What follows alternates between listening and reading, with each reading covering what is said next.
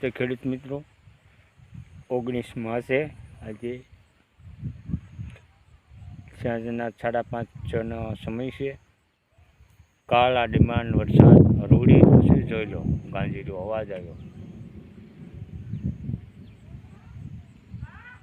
જાણે ચોમાસું હોય એવું કાળ ડિમાન્ડ અને સરોવર વીજળીના ચમકારો થઈ રહ્યો છે અને હરૂડને ફરૂડ થઈ રહ્યું છે. ખેડૂત મિત્રો, અત્યારે નીરા હોય, બાજરી હોય, સુપારો હોય, એને સાચવવાની જરૂર છે. જોઈ શકો આપણે